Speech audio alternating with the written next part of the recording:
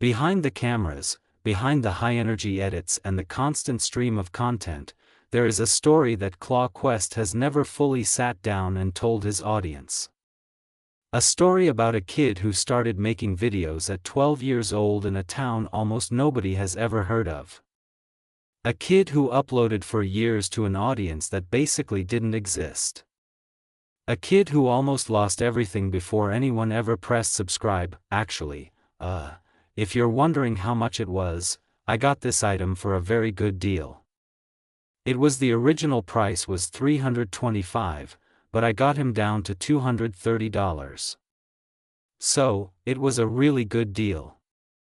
The journey from where he started to where he is now didn't just take time. It took something from him, and today we're going to tell you exactly what that was, because the truth behind Claw Quest's journey is not what you think it is. The kid from nowhere. To understand why this story hits so hard, you need to understand where it starts. Not in Los Angeles. Not in New York City. Not in any place where becoming a content creator is something people actually do. Claw Quest was born on November 2, 2002, in Fredonia, New York, a small village in Chautauqua County with a population of about 10,000 people. No entertainment industry. No talent pipeline. No creator community. He attended Fredonia High School in a town where the most realistic career paths were teaching, manufacturing, or running a small business, not YouTube. There were no influencer houses within driving distance. No local mentors who had done what he was trying to do. The channel itself was created on February 29, 2012, when he was 9 years old. From a young age, I started making videos about 8 years ago, back when I was in middle school, and just kept kind of working on my craft over the years, and now I've been full-time for about a year and a half. By 2015, at roughly 12 or 13 years old, he started uploading content, claw machine videos, arcade clips, a kid with a camera figuring it out alone. The content was simple because it had to be: no professional equipment, no editing team, no strategy beyond showing up and pressing record, and the niche he chose, claw machines, was narrow even by YouTube standards. In the mid-2010s, claw machine content existed on the platform, but it was a small corner of a massive ecosystem. He was not making gaming videos or comedy sketches or any of the categories that YouTube's algorithm was already built to promote. He was making videos about grabbing stuffed animals with a mechanical claw. That was the bet he made, and for a very long time, it did not pay off. Meanwhile, the claw machine niche itself had a built-in ceiling that most viewers never think about. Claw machine videos can be satisfying to watch. There is a natural tension in whether the claw will grip the prize or drop it, but the format is inherently repetitive. We're playing my sports-themed claw machine. We have all sports items, MLB, NFL, NHL, like one FIFA thing. So we're going to start off the video and play some claw. There are only so many ways to film a claw descending into a pile of stuffed animals. There are only so many thumbnails you can make of a hand hovering over a joystick. The content has a narrow emotional range, and YouTube's algorithm in the mid-2010s was already moving toward longer watch times and higher engagement metrics that a 60-second claw machine clip was structurally incapable of delivering. He was not just fighting for attention. He was fighting for attention inside a box that was already too small. The invisible years. It is 2016. He is 14 years old. A new claw machine video goes up on the channel. He waits. 12 views. 20 views. Maybe on a good day, a few hundred. The comments section stays quiet. The subscriber count inches forward in single digits. Nobody is sharing his videos. Nobody is talking about them. The algorithm does not know he exists. This is the part of the story that disappears from every success narrative, the years where the work is real, but the results are not. Between 2015 and 2019, Claw Quest uploaded consistently, claw machine wins, arcade challenges, small experiments with different formats. And for 4 years, the world mostly looked the other way. Picture what that actually looks like day to day. You film a video at an arcade. You go home and spend 2 or 3 hours cutting the footage, adjusting the audio, picking the right thumbnail. You write a title.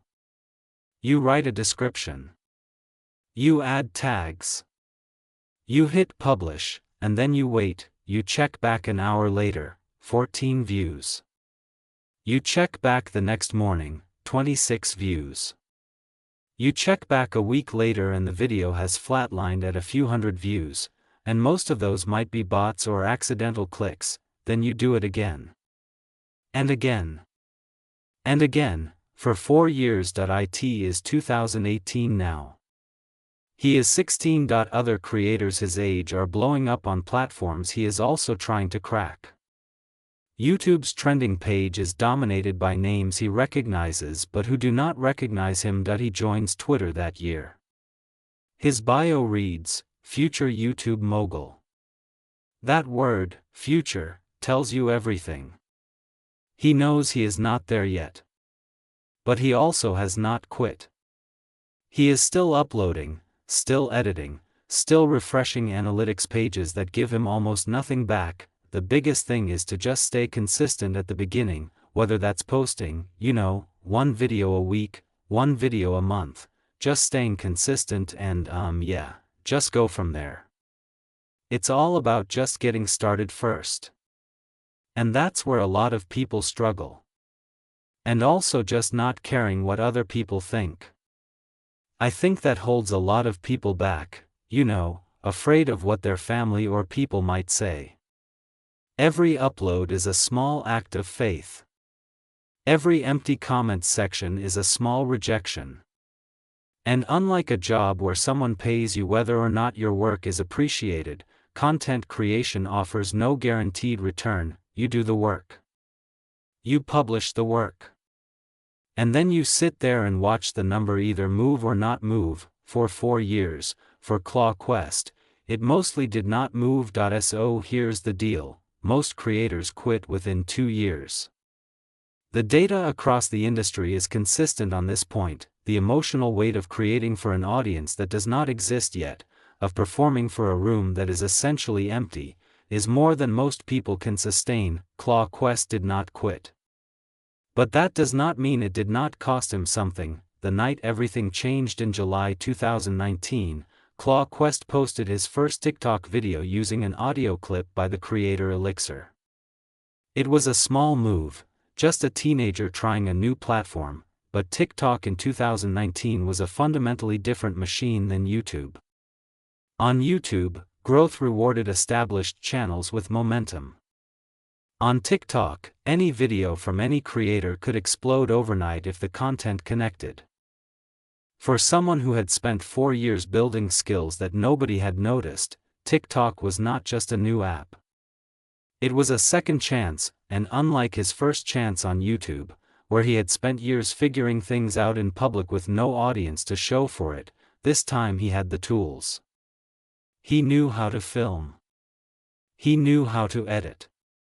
He knew how to structure a video for maximum impact. All he needed was a platform that would actually show his content to people. TikTok gave him that. He pivoted hard. Instead of claw machine clips, he leaned into comedy, pranks, and challenge content, short, punchy, personality-driven videos that showcased what his YouTube analytics had never captured: his humor, his energy, the way he connected with people on screen. He developed a signature style, voiceover narration layered over his content, giving each video a storytelling quality that set him apart from creators who just talked to camera. He started featuring his mom and dad in videos. One of his early TikToks that gained traction was a prank video where he pretends to throw his dad's phone off the roof. His dad's reaction is genuine. The family dynamic gave his content a warmth and authenticity that the algorithm rewarded, because it felt real. Because it was real. This was not a manufactured influencer persona. This was a kid from Fredonia goofing around with his parents, and audiences could feel the difference. And then came April 2020. This is the moment that changed everything. The video is a comedy skit. Claw Quest pretends to run away from home. The setup is simple. He packs a bag, makes a big deal about leaving, and the whole thing plays out like a dramatic movie scene turned on its head. It is not a high-budget production. There are no special effects, no professional lighting, no scripted dialogue written by a team. It is a teenager doing something funny, relatable, and shareable at a moment when the entire world is locked indoors, scrolling through their phones during the early months of the COVID-19 pandemic. Every teenager stuck at home understands the joke. Every parent watching recognizes the comedy. The timing is perfect. The execution is clean. The video crosses 1 million views, his first ever, after 5 years of uploading content, after hundreds of videos that never broke through, after 4 years of invisible work. 1 million views, let that number breathe for a second. 1 million people watched something made by a kid from Fredonia, New York, a village that most of those million people could not find on a map. A kid who 12 months earlier was uploading claw machine footage that barely cracked 3 digits. When I was growing up, there wasn't a ton of people in the entertainment scene, at least traditionally, to look up to in the area. So, that's why I think I believe in my vision to kind of keep progressing the brand and doing bigger and better projects in Buffalo like we've done in the past with videos like I did recently. The gap between those two realities is almost incomprehensible, and it did not happen because he got lucky. It happened because when the lucky moment arrived, he was ready. 5 years of practice meant he knew how to make a video that worked. 5 years of failure meant he understood what didn't work. The million-view skit did not create Claw Quest. It revealed a creator who had been quietly building himself for half a decade. From that point, the momentum shifted. His TikTok following grew rapidly. He hit 1.7 million followers on the platform, and crucially, the audience started flowing over to YouTube. The same channel that had sat dormant for years was suddenly gaining thousands of subscribers per week. He also introduced a goldfish named Sushi as a recurring character in his videos, giving his content a quirky personal signature that audiences latched onto. The kid who could not get 43 people to watch a claw machine video was now reaching millions. But it's not that simple, though. Because growth at that scale comes with a weight that nobody warns you about: the cost of everything. Claw Quest's LinkedIn profile, yes, he has one, contains a post that says something revealing. 5 years ago, he writes, he was filming in his apartment with his iPhone. Now he has 15 people working for him, and they reach 50 million people. A colleague who worked with him for 3 years wrote that the professional relationship hasn't always been easy and that no professional relationship ever is 24/7. Those are small details, but they tell a massive story, because what happens between filming on your iPhone and managing a 15-person team is not just growth. It is a complete transformation of your life, your responsibilities, and your identity. And it happened while he was still in college. Public records and professional profiles confirm that Claw Quest attended SUNY Fredonia, the same college in the same small town where he grew up, and graduated with a Bachelor of Science in Finance. Think about that for a moment, that he was building a content empire while earning a college degree at the same time. He was managing a growing team while studying for exams. He was trying to stay relevant on platforms that punish you for taking a week off, while also trying to pass classes that have nothing to do with claw machines or TikTok algorithms. And here is the part that nobody talks about: when you have 15 people whose livelihoods depend on your channel, you cannot just have a bad month. You cannot experiment freely without worrying about how it affects revenue. Before we started ripping stuff apart, we had to sort through all of it to figure out what actually had gold and what was just junk. You cannot take a mental health break without knowing that the algorithm will bury your content and the team will feel the financial consequences. Every video that underperforms is not just a creative disappointment, it is a payroll concern. Every week you do not upload is a week your channel loses momentum that might take months to recover. The pressure is not abstract. It is a specific, daily, grinding weight that sits on the shoulders of a person who, at the time, was barely into his early 20s. And the platform itself offers no safety net. YouTube's algorithm rewards consistency above almost everything else. It does not care that you are tired or stressed or struggling creatively. It does not care that you just turned 21 and are trying to figure out basic adult life while also running a business that serves millions of people. It measures output. It measures engagement. And if either drops, it stops showing your videos to the audience you spent years building. That is the deal, and every creator who reaches this level knows it. He also had to keep reinventing himself.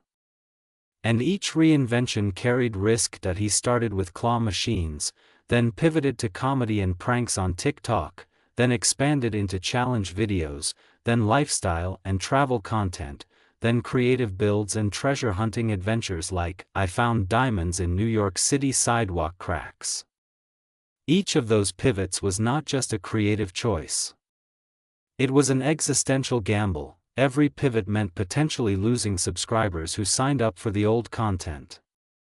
Every new direction meant learning new skills, studying what was working for other creators, testing new formats, and accepting that some videos would fail publicly in front of millions of people who were used to seeing him succeed. His channel today is categorized under film and animation on YouTube.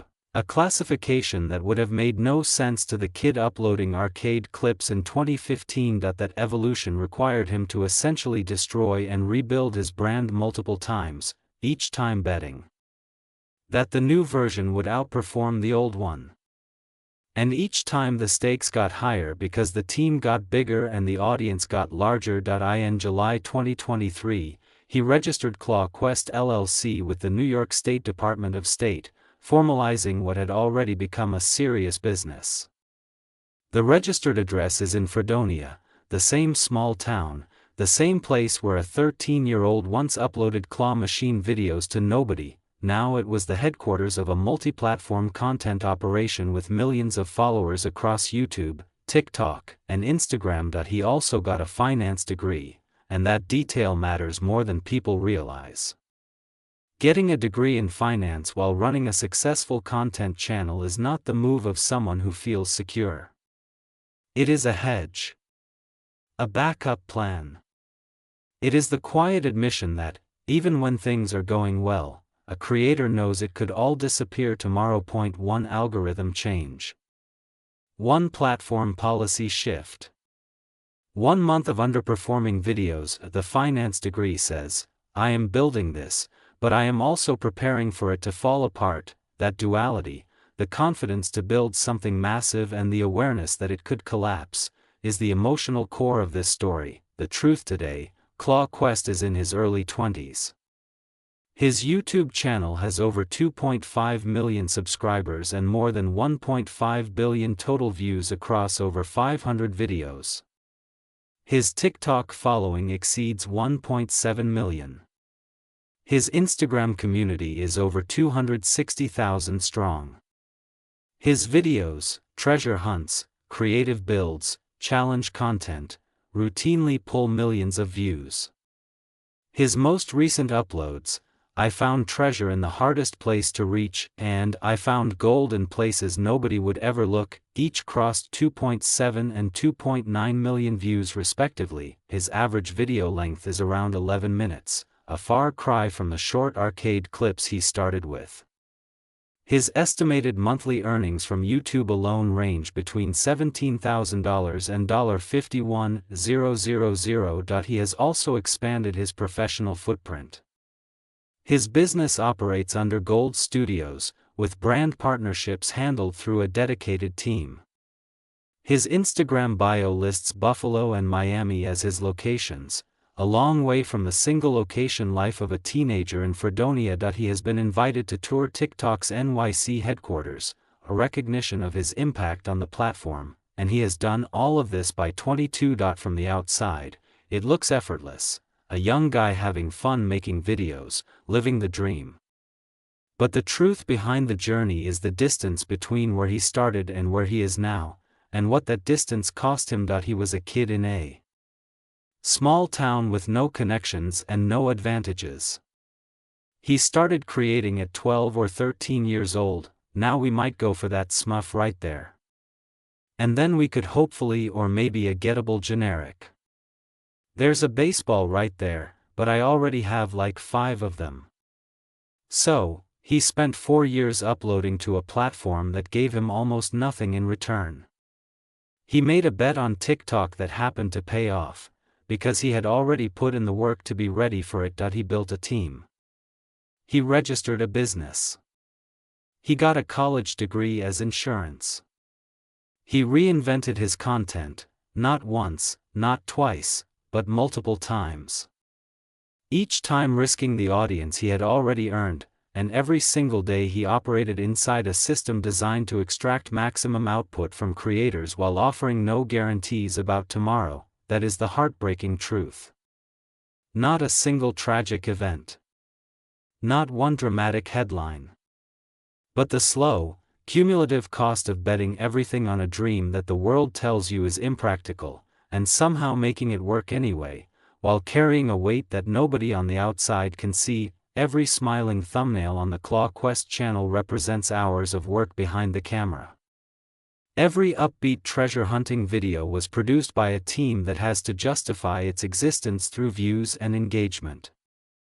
Every seamless transition and perfectly timed voiceover is the product of skills that were forged during years when nobody was watching and nobody cared. The lighthearted energy that makes his videos feel effortless, that is the most expensive thing he produces. Because making hard work look easy, making sacrifice look fun, is the hardest trick in content creation, and he has been doing it since he was 13 years old. If you have watched even one Claw Quest video, you have seen the results, but you have never seen the cost, and now you have. Do you think Claw Quest can keep reinventing himself? Or has the algorithm already picked its next favorite, and more importantly, how many creators out there right now are in their own invisible years, uploading to nobody, waiting for their version of April 2020? Drop your take in the comments, and if this story hit different, subscribe for more stories behind the creators you think you know.